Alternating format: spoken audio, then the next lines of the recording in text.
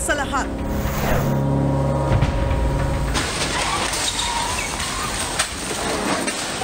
binulabog ng disgrasya ang intersection na ito sa Batasan San Mateo Road kaninang umaga.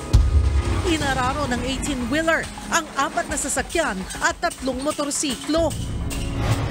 Tumilapon pa ang ilan sa mga sasakyang tinumbok ng truck. Di bababa sa 2 ang sugatan dahil sa disgrasya. Ang iba pang detalye sa aksidenteng yan, maya-maya lang. Live mula sa himpilan ng News 5. Simulan na ang balitaan dito sa Frontline Pilipinas. Magandang gabi Pilipinas, ika-14 na araw ng Pebrero taong 2024. Kasama ang buong puwersa ng News 5, narito na mga po frontline na balita. Mahigit 50 dumalo sa misa ngayong Ash Wednesday sa San Jose del Monte, Bulacan, nabagsakan ng gumuhong palapag ng simbahan. Isa ang patay. Mga tindang nakaharang sa kalsada sa Maynila, pinagbabaklas ng MMDA. Tiket naman ang tila love letter sa mga sasakyang illegal na nakaparada at may pabulaklak pa pang Valentine's. Speaking of Valentine's Day, health workers nag-Black Hearts Day protest para sa mga napako nilang COVID emergency allowance. Pondo para sa AKAP o Ayuda sa Kapusangkita program ng DSWD, inakusahang ginagamit daw pampondo sa People's Initiative para sa charter change. Tinablayan ng ahensya. Lalaking nagnakaw ng damit para raw may pamporma ngayong Valentine's Day, arestado sa Cebu City. Bukod sa Valentine's Day, 100th birthday din ni Juan Ponce Enrile. Tampok yan sa Word of the Lord. Pwede niyo na pong halikan ang inyong asawa.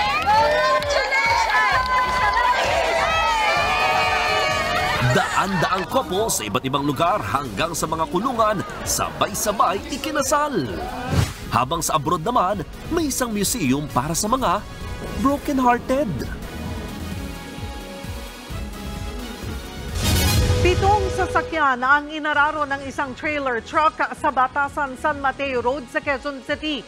Sinubukan daw ng truck na iwasan ang ibang sasakyan pero hindi kinaya dahil sa pababang kalsada. Nasa frontline ng balitang yan, si Brian Basa.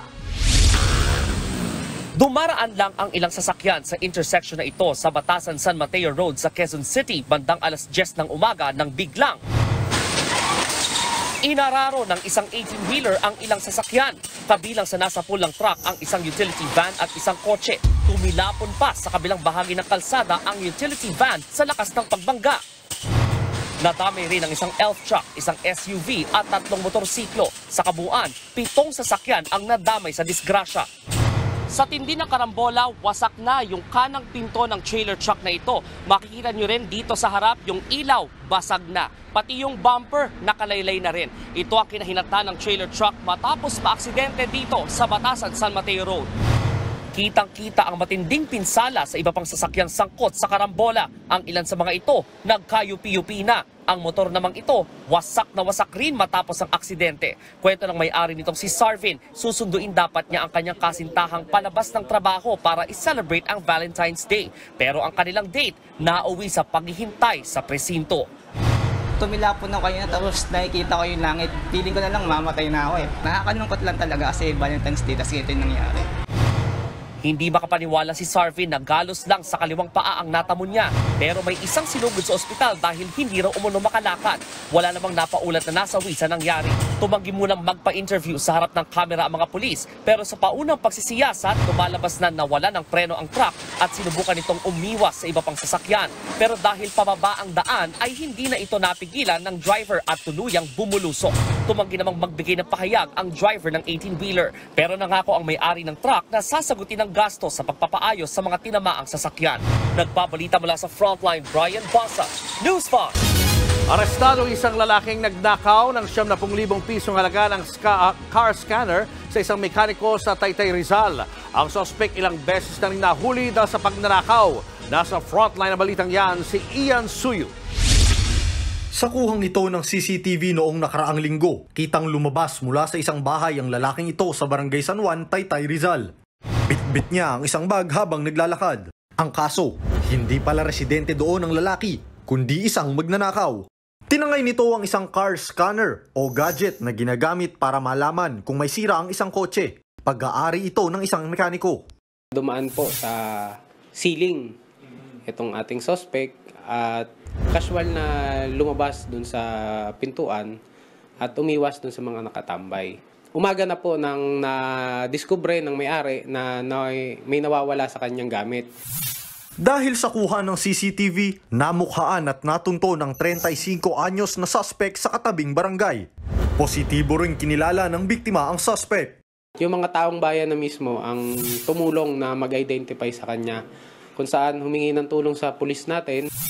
Na-recover mula sa suspect ang car scanner na nagkakahalaga ng 90,000 pesos. Sa investigasyon lumalabas na 4 na beses nang nahuli ang suspect dahil sa pagnanakaw. Dati na rin siyang nasangkot sa illegal na pagsusugal. Aminado naman ang suspect sa krimen. Kinuha po. Ano nagtulak sa inyo? Ano po wala pong trabaho. Mahaharap siya sa reklamong robbery. Nagbabalita mula sa frontline. Ian Suyu, News 5. Arestado ang isang lalaking sangkot umano sa pang-hold up sa isang taxi sa Maynila. Depensa naman ng suspect, nagulat lang din siya nang mang-hold up ang kanyang kasama. Nasa frontline ng balitang yan, si Dave Abuel. Hindi na nakapalag ang lalaking ito ng arestuhin ng Sanib Puwersang Police Ermita at Manila District Traffic Enforcement Unit sa Maynila. Inaresto si alias June na nang hold up sa isang taxi. May kasabwat parawang suspect pero nakatakas. Base sa investigasyon, sumakay sa Paranaque ang dalawa. Nang makarating sa Intramuros ay bigla na lang nagdeklara ng hold up. Nakuhaan siya ng more or less mga 4,000 piso. Bigla na lang lumabas ng taxi yung dalawang suspect at saka tumakbo ng magkahiwalay na direksyon. Buti na lang may nagpapatrolya ang mga pulis sa lugar kaya nahuli ang isa sa mga suspect. Matapos ang krimen, naglakad-lakad umano si alias June hanggang marating itong bahagi ng Intramuros. Dahil hindi masyadong pamilyar sa lugar, tila naligaw pa ang suspect. Dito na rin siya nasa kote matapos ituro ng biktima sa mga pulis. Nakuha kay alias June ang isang replica gun na ginamit sa pang-hold up. Depensa naman ni June, bibili lang dapat sila ng t-shirt sa Quiapo. Laking gulat daw niya nang magdeklara ng hold up ang kasama niya. Sir, sinubukan mo bang pigilan yung kasama? Di ko na po nagawa, sir, kasi nataranta na rin po ako. Yun po ang na natakot na rin po ako dahil dun sa ginawa niya. Hindi ko na rin po alam kung anong gagawin ko. Sana ibalik na lang niya yun.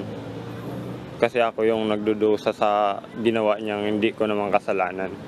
Tinutugis pa rin ang kasabwat ni alias June. Mahaharap silang dalawa sa reklamong robbery hold-up at paglabag sa Comprehensive Firearms and Ammunition Regulation Act. Nagbabalita mula sa frontline, Dave Abuel, News 5. Saglit na inihinto ang search and retrieval operation sa landslide sa Davao de Oro dahil sa mga nakitang bitak sa bundok. Nahihirapan namang huminga ang ilang residente dahil sa masangsang na amoy ng mga bangkay sa punerarya. At live mula sa Mawab, Davao de Oro, nasa frontline na balitang yan si Mon Gualvez. Mon, kumusta na dyan ang Ground Zero?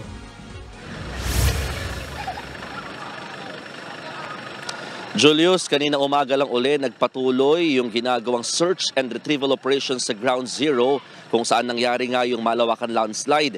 Yan ay matapos ngang paalisin ang lahat ng mga rescue personnel sa lugar dahil sa posibleng pagguhumuli ng bundok buong maghapon kahapon. Gamit ang drone shot, samot-saring bitak ang nakita sa itaas na bahagi ng bundok kahapon. Ito yung naunang gumuho nung nakarang linggo na nagdulot ng malawakang landslide sa Maco, Davao de Oro. At dahil sa mga nakitang panibagong mga bitak, buong maghapong sinuspindi ang search and retrieval operations sa Ground Zero kahapon. Pinalayo nga rin muna ang mga rescuer para sa kanilang kaligtasan. MGB also give us a notification na there might be a possible movement ng phase ng landslide. So that's why we move our command, yung ground command. Mag-antay pa rin kami sa advisory kung ano ang status ng ground bago namin ipapasok ng ating mga responders.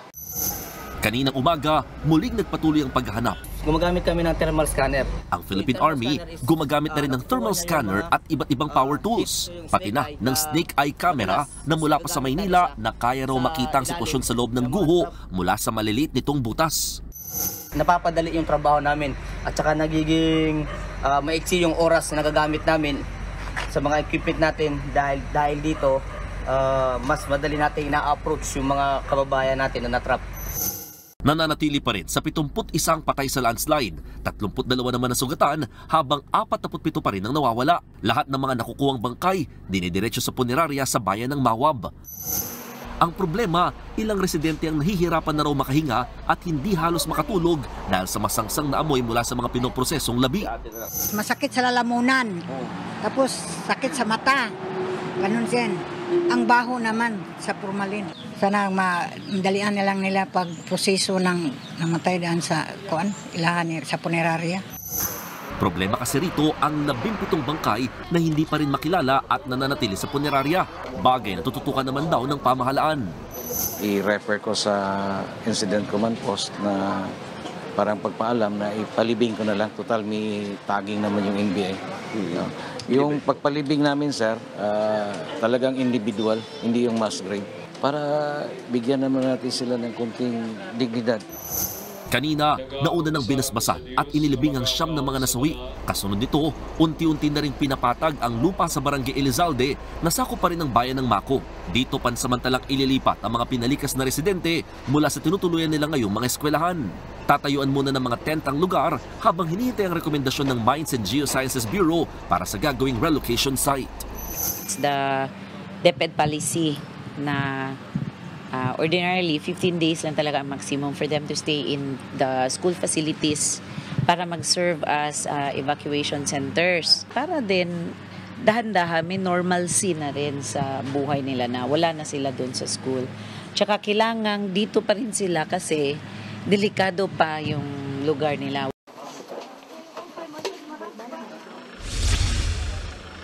Julius, aabot sa mahigit 1,000 pamilya o lampas 5,000 individual ang mahigit 1 linggo na nagtitiis dito sa mga paaralan na nagsisilbi nilang evacuation center. Sila yung ililipat doon sa temporary relocation site. Sa ngayon kasi, ginagamit na ng ilang mga grade level yung mga silid-aralan dito para nga magsilbing classroom sa kanilang pagbabalik eskwela. Unti-untiin daw yan hanggang mailipat na lahat ng mga apektadong residente doon sa tent area na pagdadalhan sa kanila. Julius. Maraming salamat at mag-iingat kayo dyan, Mon Gualvez. Biglang gumuho ang ikalawang palapag ng isang simbahan sa San Jose del Monte, Bulacan. Nangyari yan sa gitna ng misa ngayong Ash Wednesday.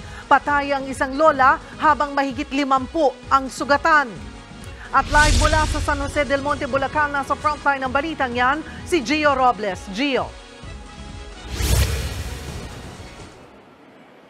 Cheryl, sa kalagitnaan ng banal na misa nang biglang bumigay ang bahagi ng simbahan na ito na nataon pa sa dagsa ng mga mananampalataya para sa Ash Wednesday. Napag-alamang inaanay na palang bahagi ng simbahan na bumigay. Nabalot tuloy ng takot ang pagsisimba ng mga residente. Puro sigawan at iyakan ang maririnig sa mga nabagsakan ng gumuhong palapag ng St. Peter Apostle Parish Church sa San Jose del Monte, Bulacan. Nangyari yan bandang alas 7 ng umaga kanina sa gitna ng misa ngayong Ash Wednesday. Ang ilan, buong lakas na bumabangon para makaalis sa guho. Habang ang mga ditinamaan, nagbayanihan sa pagtulong sa mga biktima. Hinukay pa ng ilan ang mga natabunan ng debris. Sa bidyong ito naman, makikita ang isang babaeng nakaalis sa guho. Inaalalayan siya ng isa pang babae. Maya-maya, isa pang biktima ang inaalalayan din ng mga tao. Dalawang matandang babae rin ang magkayakap habang parehong emosyonal. Ganyan din ang eksena sa labas ng St. Peter Apostle Parish Church. Marugot na yung kahoy namin. Kataganan, mata ko, nasa lalim. Isa sa mga na-injury. Ang ilang biktima sa hagdanan sa labas ng simbahan muna umupo. Maya-maya, dumating din ang mga ambulansya. Agad isinakay sa stretcher ang mga sugatan. Umabot sa 53 ang isinugod sa ospital. Kabilang sa mga naospital ang 80 taong gulang na babaeng si Luneta Morales. Miyembro siya ng choir ng simbahan. Sa kasamaang palad, pumanaw siya. Ikinagulat ng anak ng biktima ang nangyari. Siyempre masakit po. Masakit po yung naramdaman namin na gano'n, na biglaan na siya ay kinuha, ang lakas-lakas niya. Kaya lang, siyempre, hindi rin namin naman masisisi. Aksidente yun eh. Tandang-tanda naman ni Eva San Diego kung paano sila nahulog mula sa ikalawang palapag ng simbahan. Swerte na siya kung tutuusin na nagkagalos at pasalang. Nasa taas po kasi ako, nasa second floor, habang nagpapakross ng abo, siguro mga 5 minutes saka siya gumuho. May katabi ako na may sugat dito sa may mata, may mga gasgas. May isa namang nabalian ng buto at isa pang senior citizen ang minomonitor sa ospital. Nakausap din ng News 5 si Father Divino Kayanan na siyang nagmimisa nang mangyari ang aksidente. Hindi niya raw malaman ang gagawin ng mga oras na iyon. Sumigaw yung mga tao. Kung paglinga ko po dito, yun, nakita kong nag-collapse po yung structure. Immediately after po, syempre kinabahan ako. Napasok ng News 5 ang loob ng simbahan at na-check namin ito bagamat naligpit na ang guho. Ito ang bahagi ng simbahan na gumuho habang nakapilang mga nagsisimba para magpalagay ng abo sa noo ngayong Ash Wednesday. Higit sa isang palapag ang pinagbagsakan ng mga biktima. May kalumaan na raw talaga itong simbahan kaya hindi na nakayanan ng bigat sa dami ng mga dumalo sa misa. Ayon sa City Disaster Risk Reduction Management Office, nasa 100 tao ang nasa ikalawang palapag, habang nasa 20 ang nabagsakan sa pagguho. Kanina nag-inspeksyon sa loob ng simbahan ang mga tauhan ng LGU. Nakita nilang inaanay na nga ang mga kahoy. Nakita kasi puro anay eh. So ito kasing portion na to, kung makita nyo to, binaklas na kasi namin kaagad kanina eh, tinignan na namin eh. So nakita namin maraming anay. 30 years old na yung portion na yun eh. So hindi natin naalalayan o naalagaan ng simbahan. Balak na raw ng LGU na baklasin ang buong bahagi ng simbahan na gawa sa kahoy.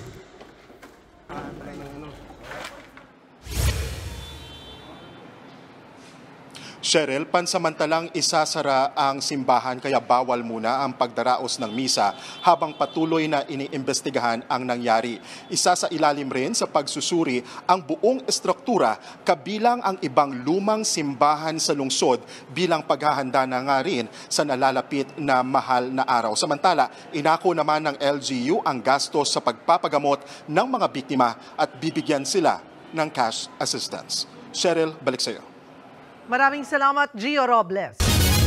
Ilang araw nagpalutang-lutang sa dagat ang mga mangingisda sa Tingloy at Calatagan, Batangas. Nitong Lunes, napaulat na nawawala ang mga sakay ng 2 lubog na bangka. Kanina lang nasagip ng Philippine Coast Guard ang 2 lula ng bangka sa dagat na sakop ng Tingloy. Habang kahapon naman na-rescue rin ang 2 sakay ng bangka sa Calatagan. Pero hindi pa nakikita ang isang kasamahan nila na kinilalang si Harvey Gadbilao. Sa ngayon, hindi pa nakakausap ng mga otoridad ang mga biktima at inaalam na rin kung bakit lumubog ang mga bangka. Mayroon ng person of interest sa pamamaril ng isang doktora sa Buluan, Maguindanao del Sur. Pagnanakawan, tinitignang motibo sa krimen. Nasa frontline ng balitang yan, si Elaine Fulgencio. Nasa ospital pa rin ng 28 anyos si Dr. Shermaine Baruquillo. Pinagbabaril siya ng riding in tandem itong February 3 sa Buluan, Maguindanao del Sur habang nagmamaneho ng kanyang sasakyan. Base sa investigasyon, papuntang Sultan Kudarat Provincial Hospital ang doktor nang paulanan ng bala ang kanyang kotse. Tinamaan siya sa balikat at likod. May tinitignan ng motibo sa pamamaril at person of interest ang mga pulis. Parang frustrated robbery, pero it's still now under investigation parang yan into the real motive of the case. Naglabas naman ng 1 million pesos na pabuya si Sultan Kudarat Governor Pax Alimango Dadatu para sa makapagtuturo sa mga sospek sa pamamaril kay Dr. Baruquillo. Actually, meron ng mga lead. May na-identify na ng mga perpetrators pero hindi pa pwedeng ilabas yung mga pangalan as of now Ang nagtutulungan ay 3 probinsya, province of North Cotabato, then Maguindanao del Sur at saka Sultan Kudarat. Hinigpitan na rin ang seguridad sa lugar at naglatag ng mga checkpoint. Mariin namang kinundi na ni Vice President Sara Duterte ang pananambang kay Dr. Baruquillo. Ayon kay VP Sara, isa lamang ito sa insidente ng karahasan na sumasalamin sa estado ng seguridad at kaayusan ng bansa. Wala raw dapat sino man, lalo na ang mga responsableng mamamayan katulad ni Dr. Baruquillo, ang dapat dumanas ng karahasan mula sa mga kriminal. Nagbabalita mula sa Frontline, Elaine Fulgencio, News 5. Nagsagawa ng kilos protesta ang grupo ng health workers ngayong Valentine's Day. Panawagan nila itaas ang sahod at ibigay na ang kanilang health emergency allowance. Nasa frontline na balitang yan si Justine Ponsalang. Bit-bit ang mga itim na placard na hugis puso. Nagsagawa ng Black Hearts Day protest ngayong araw ng mga puso ang health workers mula sa mga pribado at pampublikong ospital. Daing ng private health workers, 4 na taon na mula nang nagsimula ang COVID-19 pandemic. Pero hanggang ngayon, hindi pa rin daw na ibibigay ang emergency health allowance ng marami sa kanila. Aabot daw sa 170,000 pesos kada health worker o katumbas ng 15 buwang sahod ang hindi pa rin nila natatanggap. Ipinagtataka nila ito lalo't naglabas na ng 30 bilyong pisong pondo ang budget department itong 2023 para sa HEA. Mayroon pa raw 14 billion pesos na natitirang babayarang allowance ang Department of Budget and Management sa mga pampubliko at pribadong ospital. Dahil dyan, nagbanta na ang private health workers. Isang araw kami hindi papasok para mapakita naman sa kanila kung ano yung kalakasan ng health worker. Talagang grabe na ang gobyerno natin. Kailangan pa ba tayo pahirapan? Pera naman natin yan. Pinangako nila sa amin yan. Bukod sa hindi pa rin napapamahaging HEA, problema rin ng mga government health workers ang mababang pasahod. 13,000 pesos lang kasi ang buwan ng sahod ng salary grade 1 health workers. Hindi sapat para sa pang-araw-araw nilang gastusin. Tumaas ang pangunahing bilihin, tumaas ang inflation rate at wala na pong natitira doon sa mga sahod ng ating mga health workers. Kaya kailangan talagang itaas ang 33,000. Panawagan ng grupo, mismong si Pangulong Bongbong Marcos na ang umaksyon sa anilay hindi makataong sahod ng public health workers.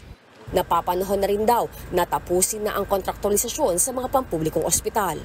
Yung mga contractual natin, job orders, contract of service, ang tinatrabaho nila yung mga regular din na trabaho ng mga regular employees. At dapat din, dahil buhay ang pinapangalagaan, magkaroon talaga ng security of tenure at magkaroon ng mass hiring with plantilla positions.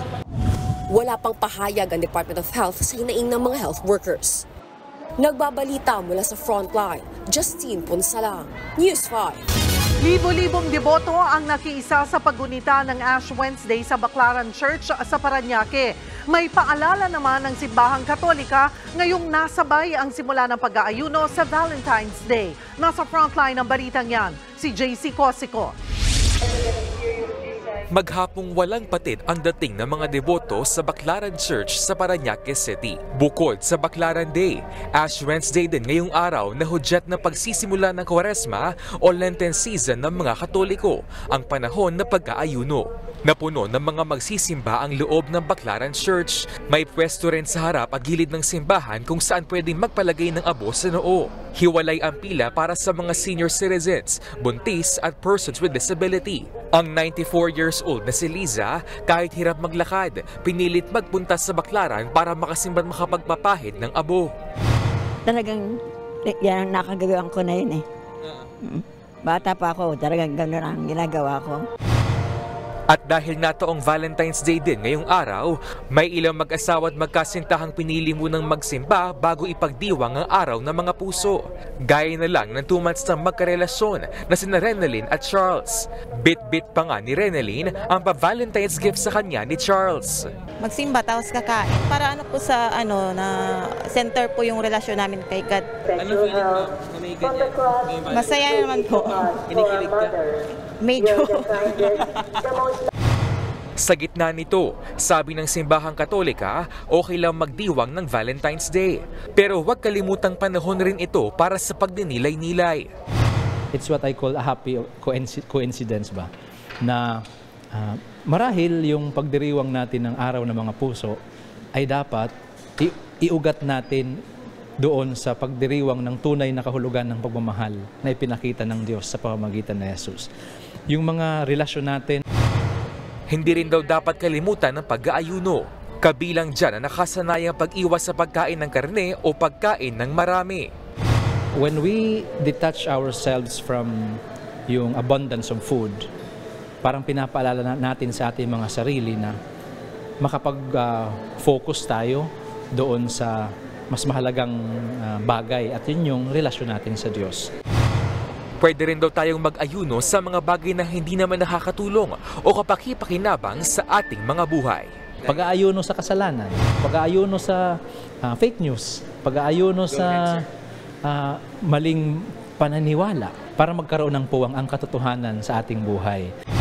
Nagbabalita mula sa Frontline, JC Cosico, News 5. Nagpabaklas sa mga tindahang nakaharang sa kalsada sa Maynila. Tinikitan din ang mga sasakyang iligal na nakapark. Pero dahil Valentine's Day, nabigay din ng rosas ang MMDA pampalubag loob. Nasa Frontline na balitang yan si Gerard de la Peña.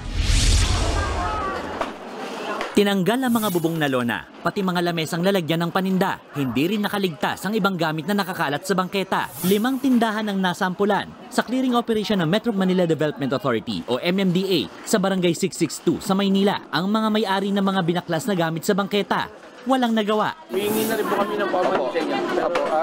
Masasusunod din naman po kami. Pero ayon mismo sa barangay, tiyak na babalik ang mga pasaway. Kahit anong palinis ni chairman dito, babalik at babalik pa rin talaga sila. Sunod na nilima sa mga nakahambalang na pedicab at mga motorsiklo sa ilalim na nagtahan flyover. Hinuli rin ang mga sasakyang iligal na nakapark sa Osmeña Highway. Kabilang sa mga nadali ang jeepney driver na ito na uminit ang ulo. Alam ko po. Opo, so hindi na ba nakakabala eh. Pero dahil Valentine's Day, may pakulo ang MMDA. Biglang naglabas ng rosas ang enforcer at ibinigay sa tsuper. Instant pampagood mood. Thank you ha. So hindi na kayo galit. Hindi na. Pati ang ibang tindera, binigyan din ng flowers. Isa na po ha, trabaho lang, pero akala namin siyempre ilagay natin sa tama. Ilan po ha? Ready po ba kayo? Ay wala sir. Wala. Ayan po, at least may flowers po kayo. Ang tawag ng MMDA sa operasyong ito, I love you goodbye. Siyempre tayo sa enforcement natin, kahit papaano gusto naman natin na maipadama sa ating mga kababayan na we are one with the occasion. But siyempre kailangan natin ipatupad pa rin ang batas. So konting konting pampalubag loob nga no. Paalala ng MMDA sa publiko, mapamotorista man o hindi private property ang bangketa at ang kalsada. Kaya dapat lagi itong malinis at wala nakahambalang para mapakinabangan na mas nakakarami. Nagbabalita mula sa Frontline, Gerard de la Peña, News 5. Punta na tayo sa mga malalaking showbiz balita ngayong Valentine's Day. Ibinahagi ni Queen of All Media Kris Aquino na pati ang kanyang puso apektado na rin ng kanyang iba't ibang mga sakit. Sa panayam sa kanya ng kanyang kaibigan na si Boy Abunda, sinabi niyang namamaga na rin ang kanyang puso. Ang epekto nito, maaari siyang magkaroon ng stroke kahit anong oras. Dahil sa kanyang mga naunang autoimmune disease, masela ng kanyang kondisyon. Allergic siya sa maraming bagay at gamot. Humingi rin siya ng panalangin dahil sa Lunes may susubukan silang gamot para sa kanyang puso na kapag hindi tumalab, maaaring malagay sa alanganin ng kanyang buhay. Sa kabila nito, positibo pa rin si Kris sa mga iniwan niyang salita na I refuse to die at my next chapter is to become a stage mother. Straight sa kanyang fresh contract signing, si Daniel Padilla mukhang magbabalik sa music scene sa kanyang collab project kasama ang rock icon na si Ellie Buendia. Sa isang pahayag, sinabi ni Daniel na ngayong taon magpo-focus na rin siya sa music. Kaya naman dapat daw abangan ang gagawin nilang collab project ni Ellie. Pero secret daw muna ang detalye tungkol dyan. Share pa ni DJ, excited na rin siyang muling mag-concert. Bukod dito, bibida rin siya sa pelikulang Nang Mapagod si Kamatayan kasamang kaibigang si Sandro Marudo. At meron pang isang pelikula. Susunod, bilyon-bilyong pisong pondo para sa ayuda sa Kapos ang Kita Program o AKAP, plano raw gamitin para sa People's Initiative. Lalaki sa Cebu City nagnakaw ng damit para raw may pang-OOTD ngayong Valentine's Day. At Anthony Jennings at Maris Racal ng Can't Buy Me Love, bida sa bago music video ni Darren Espanto. Abangan ang lahat ng yan sa pagbabalik ng Frontline Pilipinas.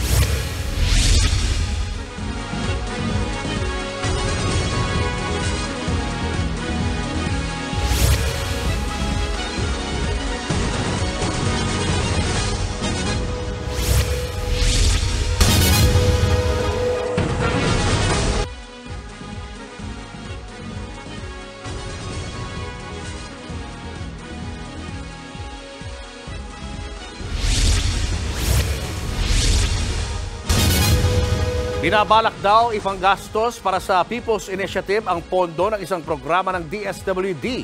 Pero tinablayan ng mismong ahensya at ng Kamara. Nasa frontline na balitang yan si Mean Los Baños.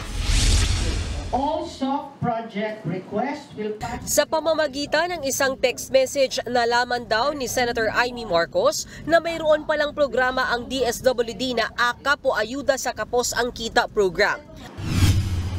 Para ito sa mga mahihirap na Pilipinong nagtatrabaho pero kulang talaga ang kinikita dahil sa inflation o yung bilis ng pagmahal ng mga bilihin. Ang ikinagulat daw ni Senator Marcos ay ang 26.7 billion pesos na alokasyon para sa naturang programa. Naniniwala ang senadora na balak gamitin ang pondong yan para makalikom ng mas maraming pirma sa People's Initiative para sa charter change at pag-amyenda ng konstitusyon. Ang AKAP daw, ida-download yung pera sa LGU. Okay. Okay, bilang premyo sa nakapagpapirma. At yung MOA na yan, isasaad, na bibili na lang ng bigas. At bakit ita-timing sa panunuhol ng PI? Hiningan namin ang dokumentong ebidensya sa Senator Marcos pero wala siyang maibigay sa ngayon. Pero aminado siyang nalusutan siya ng bilyon-bilyong pisong pondo para sa AKAP. Ano lumusot, ma'am? I have no clue. Sabi ko nga, binibigyan namin ng respeto ang Kongreso. Nagmi-meeting kami, may bycam kami, pero nauwi sa picture taking. Yun. Tapos yung diskusyon na iiwan na lang sa committee na maliliit, hindi ko alam eh.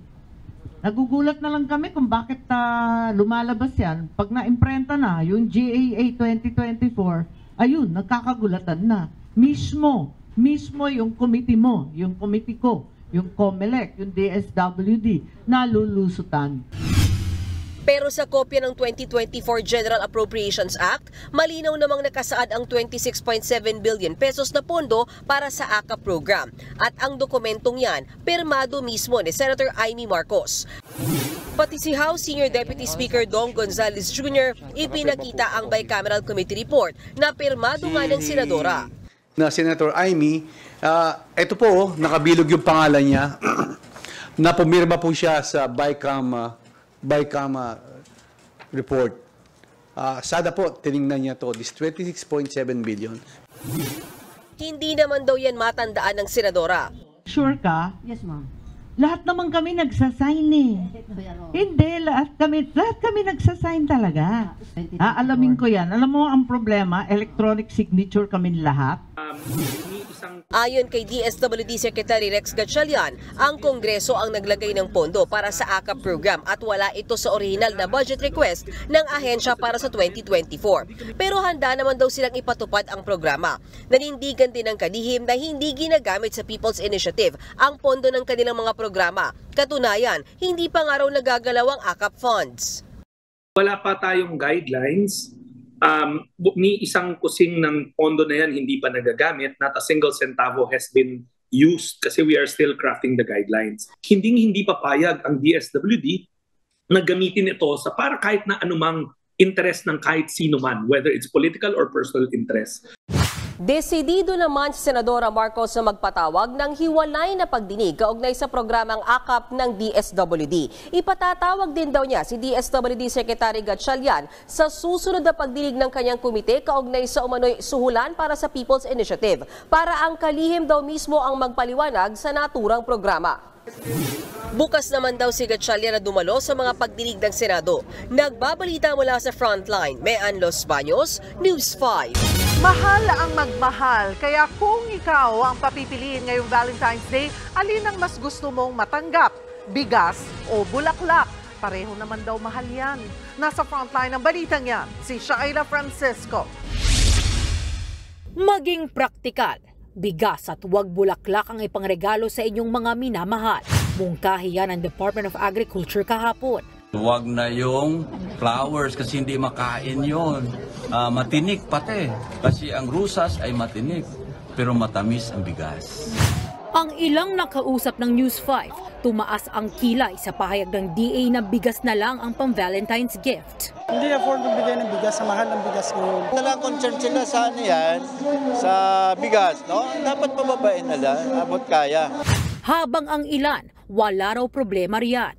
Worth it po siya kasi ngayon nga pagkain, tapos mas mabubusog ka kaysa yung sa love. Sa mahal ng bigas ngayon, mama, so okay, bigas na lang po. Sa ngayon, naglalaro pa rin sa 49 hanggang 56 pesos ang presyo ng kada kilo ng bigas sa ilang pamilihan. Iprinotesta yan ng ilang rice group sa Maynila kanina. Kahit ilang beses hinarang ng mga pulis, tuloy sila sa rally. Sigaw nila, ibasura na ang rice liberalization law na ugat ng taas presyo sa bigas. Ayon sa grupong Bantay Bigas, mula kasi nang ipatupad ang batas noong 2019, pansamantala lang nitong napababa ang presyo.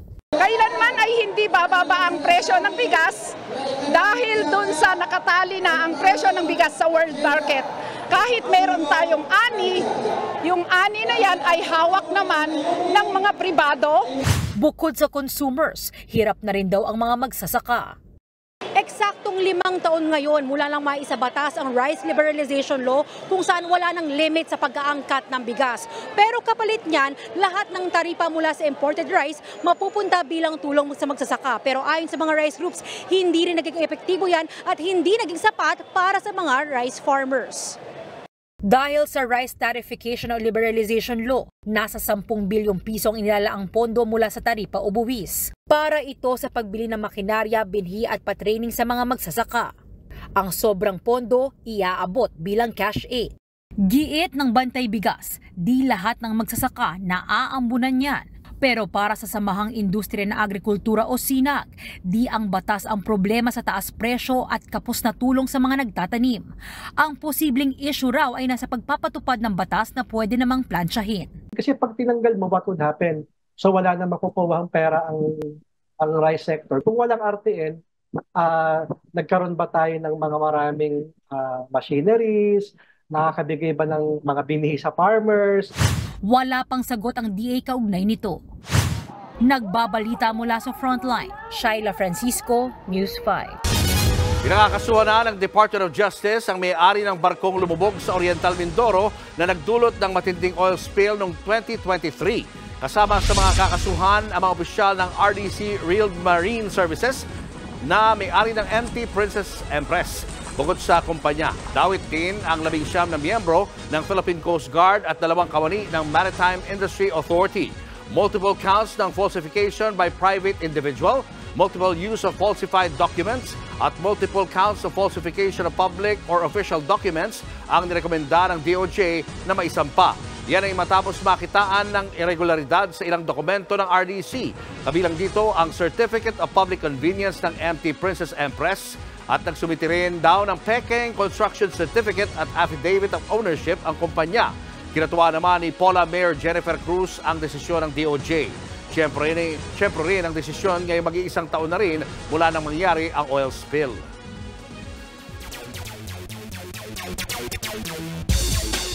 What's up mga kapatid? Valentine's Day ngayon pero may bakbaka na magaganap sa Game 6 ng PBA Commissioner's Cup Finals. May pagkakataon ng San Miguel Beermen tapusin ang serye at masungkit ang kanilang pang-29 na PBA Championship mamaya. Habang ang Magnolia Hotshots naman gusto pa itulak ito papuntang Game 7. Sa naunang 5 laro kitang-kita anong mga strengths ng parehong kupunan pag tumama sa labas ang SMB. Doon sila nananalo. Habang pag na-depensa man ito ng Magnolia at na-contain ang opensa ng Beermen, sila ang wagi. Ayon kay Magnolia veteran Mark Baroka, positive daw sila na kaya nilang kunin ang panalo tonight, lalo na at napatunayan na nila ang kanilang kakayahan nung humabol sila galing 0-2. Mamaya-maya magsisimula ang laro, mga kapatid. At sa volleyball naman, balik PVL si MJ Phillips pagkatapos maglaro sa Korean Volleyball League at magiging parte siya uli ng Petrogas Angels. Sakto ang balik ni Phillips dahil ilang araw na lang magsisimula na ang 2024 PVL All-Filipino Conference. Naglaro para sa Gwangju Al-Peppers sa Korea ang middle blocker at malaking bagay ang dating niya para sa PNBF Champions. Makakasama ni Phillips sa mga bagong manglalaro din ng koponan na sina Brooke Van Sickle, Myla Pablo at Mitch Morente. 6-5 ang win-loss record ng Petrogas Angels sa nakaraang All-Filipino Conference at kaabang-abang kung kaya nila higitan ito. Huwag kayong aalis mga kapatid, sports pa tayo mamaya. Susunod, lalaki sa Cebu City nagnakaw ng damit para raw may pang-OOTD ngayong Valentine's Day. Pangulong Bongbong Marcos may mensahe ngayong Ash Wednesday at Valentine's Day. At pagpasa ng batas para sa diborsyo, muling ipinanawagan sa Senado. Yan at iba pa sa pagbabalik ng Frontline Pilipinas.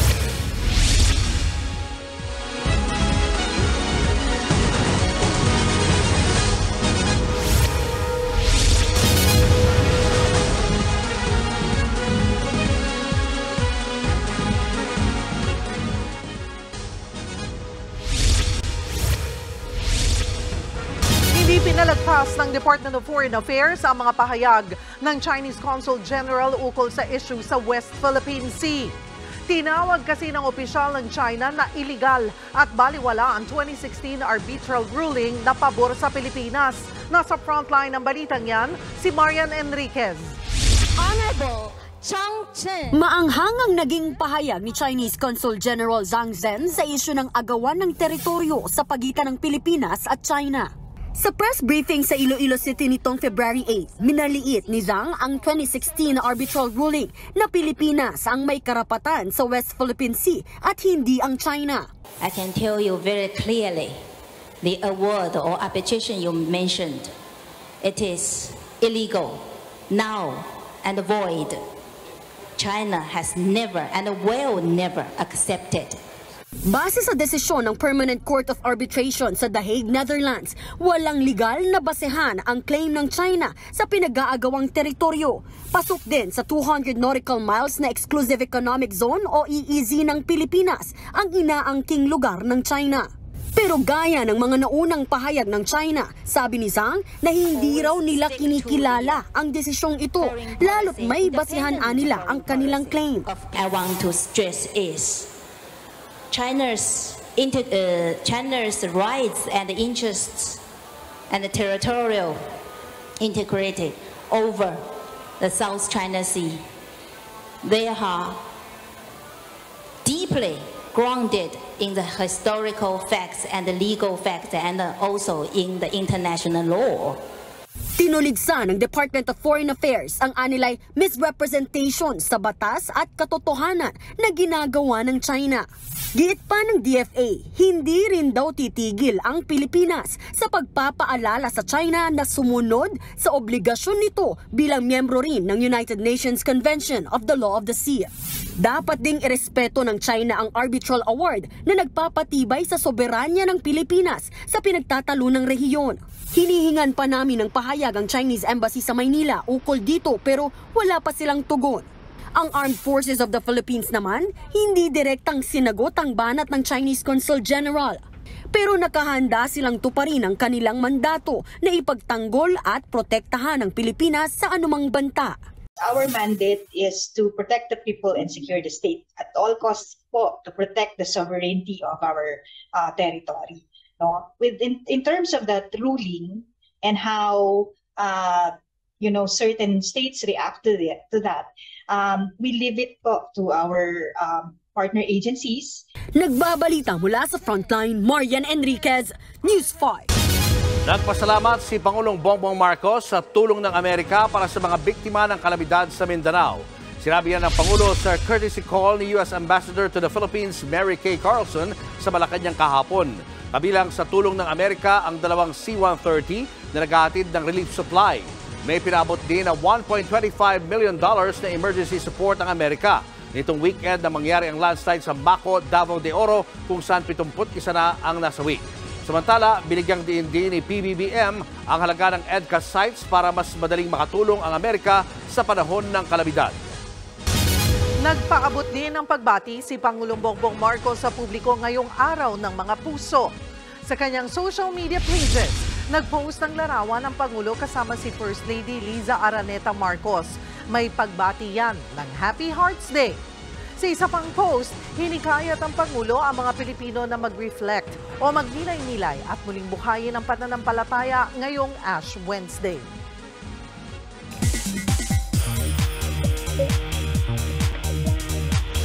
No time for Valentine's muna ang ating bagong Hollywood star na si Liza Soberano. Nakauwi man sa bansa kahapon, hindi naman magtatagal at agad na aalis pa Amerika. Nasa frontline ng balitang yan si MJ Marfori. Literal na in and out ng Pilipinas ang bago nating Filipina Hollywood star na si Liza Soberano. Matapos yan ang success niya sa kanyang Hollywood debut sa Lisa Frankenstein. Nakauwi lang ng bansa si Liza dahil dinala siya sa Pilipinas ng Korean brand na ine-endorso niya. Pero ang siste, halos isang araw lang siya rito. Here for a hot second. Yes, I'm literally leaving tomorrow. So. Oh my God! And you got in? When? 5 a.m. this morning. Simula ng Lisa Frankenstein, mas chaotic pa raw ang schedule ngayon ni Liza. May pause muna sa personal na ganap at all work, no play muna ang kanyang eksena. Sheer willpower. No, I'm just kidding. I love to take care of myself. I love any form of like self-care, and so I find it important to really take time to just focus on taking care of yourself. Labis-labis naman ang kanyang saya, lalo't puring-puri ang kanyang performance sa Lisa Frankenstein ng international media at ilan pang global producers. I'm very overwhelmed with all the feedback that I've been getting on the film, and I'm just very grateful that everybody really appreciated the film and my portrayal, and I'm excited for what's to come. Speaking of what's to come, buhos na rin daw ang inquiries para makatrabaho siya, especially sa Korea. Even though my focus isn't in Korea right now and it's in Hollywood, a lot of them have reached out and shown support, congratulating me, and also actually asking if we can collaborate on a few things. So I'm excited to see where that will take me as well in the future. Bukod din sa Korea, papunta ng Japan si Liza para sa Crunchyroll Anime Awards na magaganap sa Marso. Makakasama niya rito sina Miss Marvel Iman Villani, Megan Thee Stallion at marami pang iba. And with her busy schedule, mukhang matagal-tagal mawawala sa bansa si Liza. Sana maging, anong Tagalog ng proud? Maging proud kayo sa akin. Proud pa rin yun. Proud kayo sa akin, and namimiss ko na kayo. Nagbabalita mula sa Frontline, MJ Marfori, News 5. Para sa 90s fans dyan, magbabalik Pilipinas si Backstreet Boys member Nick Carter. Para yan sa kanyang solo concert tour na Who I Am sa Asia. Kasunod ito ng kanyang successful concert leg sa US at Canada. Ito ang pagbabalik solo act ni Nick after 7 years. Unang manghaharana si Nick sa Waterfront Hotel Ballroom sa Cebu sa May 23. Susundan naman yan ng kanyang performance sa New Frontier Theater kinabukasan. Susunod, ilang senador ikinababahala ang pagdami ng mga dalagitang nabubuntis at nagda-drop out sa eskwelahan. Valentine's Day, sinabayan ng rally ng mga gustong gawing legal ang divorce sa Pilipinas. At balikan na ang buhay ni Juan Ponce Enrile na nagdiriwang ngayon ng ika-100 kaarawan. Tutok lang mga kapatid, magbabalik pa ang Frontline Pilipinas.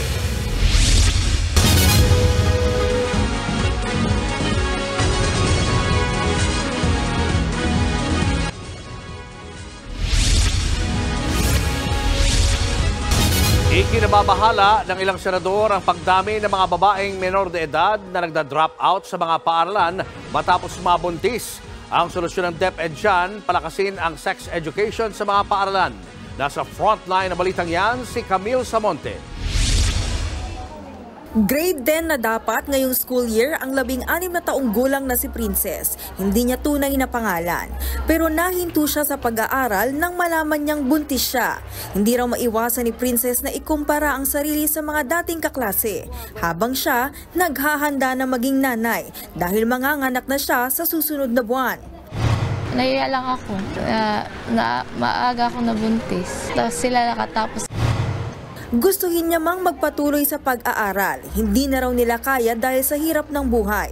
Tumigil na rin sa pag-aaral ang ama ng kanyang anak na 17 taong gulang pa lang. Magtatrabaho na lang daw ang kanyang nobyo para buhayin sila. Mahirapan kasi may baby na ako eh. Magbabantay na lang po ako sa baby ko. Sa datos ng Philippine Statistics Authority, bumaba na ang bilang ng mga kabataan na nagbuntis noong 2022 mula 8.6% noong 2017. Bumaba ang teenage pregnancies sa 5.4% noong 2022. Pero patuloy na dumarami ang kabataang nagda-drop out o tumitigil sa pag-aaral matapos mabuntis base sa 2022 Annual Poverty Indicator. Nasa 17% ng mga babaeng teenager ang hindi na nag-aral matapos mabuntis. Ito ang alarma ng mga senador sa pagdinig ng Senate Committee on Basic Education. Even though girls outperform boys in our country in terms of academic performance, but a lot of them drop out because of teenage pregnancies. Sayang, because girls outperform boys. If we can keep them in school, that would be the best case. They'll go to college, they'll probably get a college degree and be gainfully employed. But if they drop out, most likely they will never go back to school. Para sa mga senador, dapat muling pag-aralan kung epektibo ba ang comprehensive sexuality education sa mga bata. Ang problema, hindi ito itinuturo ng hiwalay. Kasama pa rin daw ang sex education sa ibang subject tulad ng science, health at good manners and right conduct. Ayon sa Philippine Institute for Development Studies, may hamon pa rin sa pagtuturo ng sex education dahil sa ating kultura at relihiyon. Mismong mga guro nga daw ay nahihirapan kung paano ito epektibong ituturo sa mga bata. Kulang daw sa training at gabay ang mga guro sa pagtuturo ng sex education. Hindi nila alam kung ano yung age and development appropriate na sexuality education. Gusto nila ng curriculum na naka-integrate na yung sexuality education mismo. Susundan na lang nila. Gusto nila ng teacher guide, explicit na ito comprehensive sexuality education to, at gusto rin nila ng training. Naniniwala naman si dating DepEd Secretary Leonor Briones na hindi dapat parusahan at i-expel sa mga paaralan ang mga estudyanteng nabubuntis. May ilang paaralan daw kasi na gumagawa nito noon. It takes two for a girl to get pregnant. Not only the girls, but the boys should also have exposure to reproductive health. We should never punish girls, young people for the situation that they are in by special circumstances. Suportado naman ng DepEd ang panukalang i-standardize ang sex education mula elementary hanggang high school. Nangako rin ang ahensya na muling pag-aaralan kung paano ituturo ang sexuality education program. Mas palalakasin din nila ang alternative learning system para mahikayat bumalik sa pag-aaral ang mga batang ina. Nagbabalita mula sa Frontline, Camille Samonte, News 5. Mula sa 30%, gustong itaas sa 50% ang sasagutin ng PhilHealth sa hospital bill ng mga miyembro nito. Si House Speaker Martin Romualdez ang unang nanawagan ng dagdag benepisyo. Suportado naman niya ng PhilHealth at gusto pa nga nilang mas mataas pa sa 50% sa mga susunod na taon. Pero ang tanong, saan naman kukunin ang pondo? Pati mga kongresista, hindi pa yan masagot. Pinag-aaralan din daw ang posibleng epekto sa pondo ng dagdag benepisyo. Gayon din ang coverage nito. Ang gagawin na lamang po ay pag-aaralan nila ang mechanics at yung timing po ng implementation. As much as possible, kung kakayanin this year, i-implement this year. Sabay-sabay nag-I do ang daang-daang couple sa iba't ibang lugar sa bansa. Meron pang kinasal kahit nasa kulungan. Nasa frontline na balitang yan, si Jenny Dongon.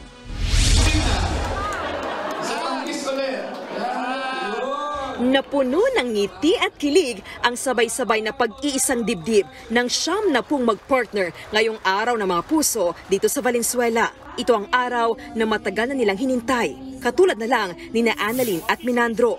20 taon na sila nagsama at biniyayaan ng 5 anak. Gustuhin man daw nilang magpakasal, hindi kaya ng budget, lalo't sumasapat lang kita ni Minandro sa pamamasada ng jeep. Kaya nang malaman ni Annalyn na may libreng pakasal ang Valenzuela LGU, nilakad niya agad ang kanilang mga dokumento. Hindi nga alam ni Minandro na ngayong araw sila ikakasal. Dream po talaga namin na magpakasal. Kulang pa sa pera, gano'n. Siyempre yung pangangailangan ng mga bata. Nagmarcha rin ang magpartner na sina Fidel at Nelia. 7 buwang buntis si Nelia at 5 taon na rin nagsasama. Pag wala po kasing papel, anytime pwede ka may walay. Pag may papel po, may panghahawakan ka na. Kakapit ka sa mga problemang darating. Isa sa pinakabatang nagpalitan ng I do ang 18 taong gulang na si Liza at ang 20 anyos niyang kasintang si Arthur. Sigurado na raw sila sa isa't isa kaya nagpakasal. Para panatag siya na hindi ko siya iwan. Hindi makukompleto ang kasal kung walang reception. Kaya may pa-buffet sa mga newlyweds at kanilang pamilya. May photo booth din para sa memories. Todo yan hanggang sa honeymoon dahil meron din silang hotel gift certificate. Ayon sa Valenzuela LGU, pinapahalagahan nila ang katatagan ng buong pamilya. 163 couple ang ikinasal ngayong Valentine's Day. Kadalasan po nakikita ho namin talaga na ang mga may problema ng papeles ay yung mga hindi ho nagpakasal. No? Unang-una po dahil ho sa gastos, very important sa kanila maayos talaga yung legitimacy ng kanilang marriage at importante yung mga dokumento. So kami na rin ho tumutulong mag-ayos ng dokumento.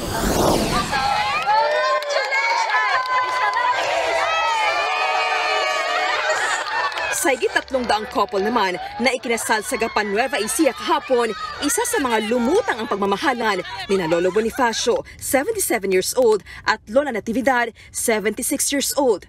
Libre ang damit na isinuot na may kinasal, pati na ang mga singsing at may pa-catering pa. Hindi rin naging hadlang ang mga rehas sa 4 na persons deprived of liberty ng Metro Manila District Jail. Ikinasal sila kahapon sa Camp Bagong Tiwa, Taguig. Bago yan, kumasa rin sila sa prenup photoshoot. Sa huling census ng Philippine Statistics Authority, umakyat sa 15% ng populasyon ang piniling mag-live-in kahit hindi kasal nitong 2020. Katumbas yan ng 12.6 milyong Pinoy. Kumpara yan sa 9% lang noong 2015 o higit 7 milyon. Pero kung mga sumali sa kasalang bayan ang tatanungin, iba pa rin ang pagsasamang naselyuhan ng pangako sa harap ng tao at harap ng Diyos. Para sa mga bata din, para maging legal na rin sila. Kasi syempre, di ba, pagka naglilibin lang kayo, hindi pa naman sila talaga totally legit na parang child. Ganun. So, mas maganda yung talagang legal kayo nagsasama. Nagbabalita mula sa frontline. Jenny Dongon, News 5. Nagprotesta ang grupong Divorce Pilipinas Coalition sa harap ng Senado ngayong araw ng mga puso. Isinusulong ng grupo na maipasa at gawin ng legal ang pagkakaroon ng diborsyo sa bansa. Ilan lang sila sa mga Pilipinong biktima ng mga diskriminasyon at pang-aabuso ng kanilang mga asawa. Solusyon daw ang diborsyo para sila ay makalaya. Magastos at matagal din daw ang proseso ng annulment. Kaya't panahon na raw para maisabatas ang diborsyo. September 2023 nang lumusot sa committee level ng Senado ang naturang panukala.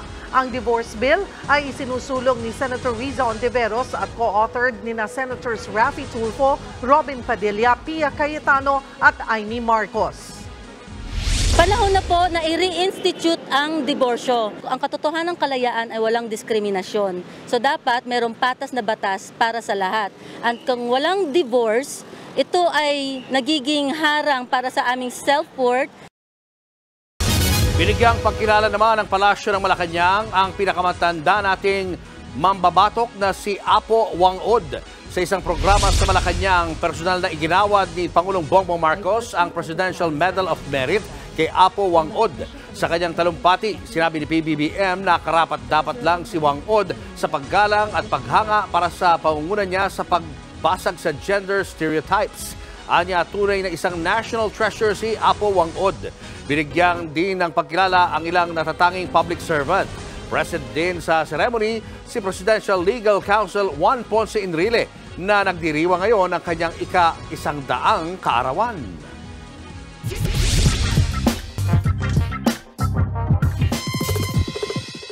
Doon sa mga nag-iisip na sana patay na ako. You will have your wish one day. Thank you. Sinabi yan ni Juan Ponce Enrile taong 2016. Anong petsa na ngayon? Pero alam natin na sa daigdig ni Manong Johnny ay iba ang daloy ng oras at ng mga taon. At nangyari na nga ang inaasahan ng marami. Umabot na sa edad na 100, 100, 100 ang isa sa mga pinakamakukulay pero siguradong pinakamatatag, pinakamatibay na figura sa kasaysayan ng ating modernong politika. At siguradong gusto pa rin niya na happy ka. Average life expectancy ng Filipino males, 71 years. Naalampasan pa yan ni Enrile ng 3 dekada at ang Metro tumatakbo pa at dahil 100 na, merong 100,000 sa DSWD na naghihintay sa kanya. Mukhang problema lang paano pagkakasyahin sa cake ang 100 kandila at kung paano hihipan. Okay, 100 years old pero mawalang galang lang po ha. Hindi ba sa palagian nating paggamit kay Enrile bilang punchline, bilang katatawanan pag ang usapan ay edad at katandaan. Hindi ba parang meron tayong nakakalimutan? Meron tayong nakakaligtaan? Meron tayong hindi pinag-uusapan at yung mga tawa lang, yan ay may pinagtatakpan. Hindi ba? Maalala mo kaya yan? Ang Enrile na pinagkatiwalaan nun ng presidenteng siya mismo ay bar top notcher pagdating sa pagbabalangkas ng batas at mga kautusan. Arkitekto at enforcer ng batas militar ang may kapangyarihan na magdesisyon ng buhay at kalayaan kung sino ang kulong at kung ano lang mapapanood at mapapakinggan. Pero sinabi niya sa mga interview kasamang future boss na wala naman daw kinulong ng martial law at ngayon ay naguhugas kamay, wala raw napatay o nangyaring massacre at nang komprontahin at kinorner ng mga makukulit na interviewer. You said specifically naming one person who was jailed for criticizing martial law. Those three Well, if I items, said that, I must have been in my unlucid interval. Ulyanin kung kinakailangan pero matalas pa rin ang memorya at depende sa sitwasyon ang ikikwento niya. Mag-iiba depende sa pangangailangan o panahon. Gaya na lang noong 1986 press con na pineke raw yung ambush sa kanya noong September 22 na isa sa ginamit na palusot para mag-martial law. Na ngayon ay iba na ang kanyang tono. Ayun, kaya para sa maraming kabataan, lalo na yung mga hindi nagbabasa ng kasaysayan, si Manong Johnny ay isang nakakaaliw na punchline. Bilang itong lolo na sinasayawan ng mga dinosaur ng mga alaga raw niya noong kabataan. Bilang saksi sa mga pangyayari sa Biblia, sa lumang tipan, mula pa sa unang sabog mula kadaliman, hanggang sa hardin ni Eva at Adan, hanggang sa huling hapunan, at ang inri na nakalagay sa ibabaw ng krus, kanya pala yan, pati ginamit na kahoy, wala kagayan. Sa mga nangyayari sa revolusyon ng katipunan at napakarami pang iba na hindi mabilang. Tuwing may Enrile joke ba, ano ba talaga ang pakay natin? Nabilib tayo sa haba ng kanyang buhay? Nabilib tayo dahil hindi na mabilang ang beses na naudlot ang appointment niya kay kamatayan? O, deep inside, lihim ba na iniisip natin na ba't ang tagal nitong mamatay? Pero hindi kaya, ang lahat ng mga ito, lahat ng memes, mga Enrile jokes, ay isang paraan para pagtakpan ang isang komplikadong nakaraan. At noong 1986, naghahanda ng bombayin sila sa Camp Aguinaldo, tingnan nila ng Uzi at ang dikit sa kanya ni Gringo. Nag-deny na wala raw siyang kinalaman sa 80 attempts laban sa gobyerno ni Cory at ilang beses pang inaresto. Pero wala na si Cory, wala na rin ang tagapagtanggol ni Cory na si Ramos. Wala na ang mga katrabaho, pati na rin ang mga nakalaban. At ngayon, pangalawang Marcos ang Pangulo at siya pa ngayon ang nagpapayo. Nalampasan ng pandemya, 2 beses nagka-COVID, 3 beses tinalo ang pneumonia. Pero ngayon, matalang daw ang problema niya, matindi talaga. Matindi dahil sa edad na 100 ay marunong pa rin mag-computer, nauunawa ng social media. At nang tanungin kung gumagamit mo ang search engine na Google, etong sagot niya. Nga naman, Google Search Engine, 25 years old, Juan Ponce Enrile, 1 century. Pero dahil sa Google ay nalalaman natin ang isa sa mga susi ng kanyang mahabang buhay ay dinengdeng, saluyot, patola at bataw. At nang tanungin ko sa Time Person of the Year ng 2023, ito ang sabi niya. Gaya ng maraming superstar sa mundong ito na dumating at umalis, dumadaan lang daw itong si Taylor Swift. At hindi na tayo magugulat kung ma-outlive pa niya ang karir ni Swift at ang pag-iibigan nila ni Travis Kelce. Gaya na nang nalagpasan niya marami ng pagmamahalan. Sharon Gabi, hanggang kay Katniel, hanggang Dominic at Bea. Dahil may dahilan. kung bakit pinanganak si Manong Johnny February 14, Valentine's Day. Araw ng mga puso, umaapaw ng pag-ibig, kaya matibay si JPE. Kaya maila pa rin ang kalawit ni kamatayan dahil first love never dies. Kaya dito sa Word of the Lord, wala na ibang pwedeng masabi kundi Happy Birthday Manong Johnny, hashtag 100 years of happy, hashtag the road to eternity. Happy birthday to you.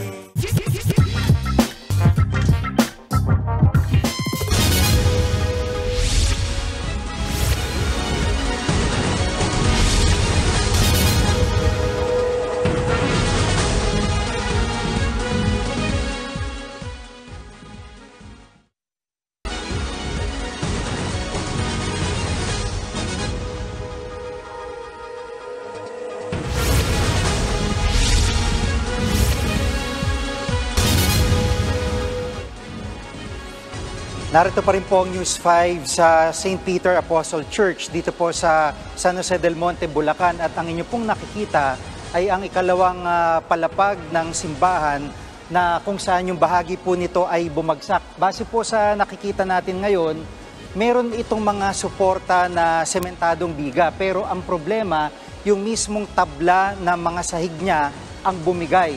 Ayon po sa City Disaster Risk Management Office, maaring sa dami po ng mga nagsimba ngayong araw dahil nga po Ash Wednesday ay isa sa mga dahilan yon kung bakit talagang bumigay yung tablang sahig na bumagsak naman sa mga parishioners na nasa ilalim din at naging dahilan nga po ng pagkasawi ng isang senior citizen. Nasa mahigit 50 po ang nasaktan naman dito sa pangyayaring ito at kasalukuyan ay kinordon po ng pamunuan ng simbahan yung mismong area na ito para po hindi muna mapasok o kaya po ay mapuntahan ng mga taga rito at yung po ay bilang pag-iingat na rin sa maaring damage pa na meron dito sa strukturang ito.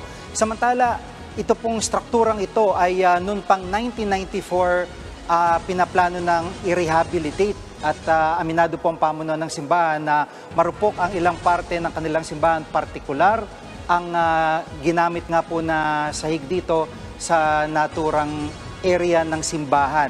Yung pong mezzanine na kanilang ginagamit ay naniniwala yung CDRRMO na masyadong marami yung nagsimba para sa Ash Wednesday kanina dahilan upang bumagsak yung tabla na sahig ng bahaging ito ng simbahan. Samantala sa Cebu City, isa pong lalaki ang arestado matapos na magnakaw ng mga branded na damit sa isang mall. Ang kanyang rason, nais lamang daw niyang may pamporma ngayong Valentine's Day. Nasa frontline ng balitang yan si John Aroa. 4 na branded na t-shirt, 2 pants at isang bag na nagkakahalaga ng halos 6,000 piso. Yan daw ang ninakaw ng isang lalaki sa isang mall sa Cebu City. Agad na aresto ang suspect na kinilalang si Kenneth Corelio, 32 anyos. Linggo nang pumasok sa mall si Corelio. Ayon sa mga staff, kaduda-duda raw ang naging kilos niya kaya minamanmanan nila ito. Nang akmang palabas, kinapkapan ng security guard ang lalaki. Doon na nakumpiska mga branded na gamit na isinilid sa isang bag. Nang makausap ng mga pulis, inamin daw ng suspect na nagawa nilang magnakaw para pampurma ngayong Valentine's Day. Ginawa niya to kasi mag-attend siya ng isang party karon for Valentine's Day. That's why nagawa niyang kumuha ng damit, bag, and pants, maong pants para may magamit siya. Pero nang makausap ng News 5, sinabi ni Corelio na nagawa niya lang daw iyon dahil sa impluensya ng alak. Dala lang talaga yun ng aking kalasingan. Pero magbabayad naman talaga ako noon. Humihingi lang din ako ng kapatawaran. Sorry. Nakakulong na si Corelio sa Waterfront Police Station. Naharap siya sa kasong theft. Nagbabalita mula sa frontline, John Aroa, News 5.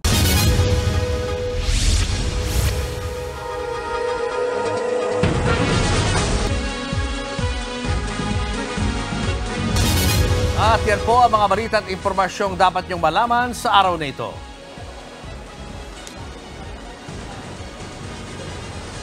Mga balita para sa may alam at may pakialam. Kami ang inyong mga kasangga sa Frontline Pilipinas.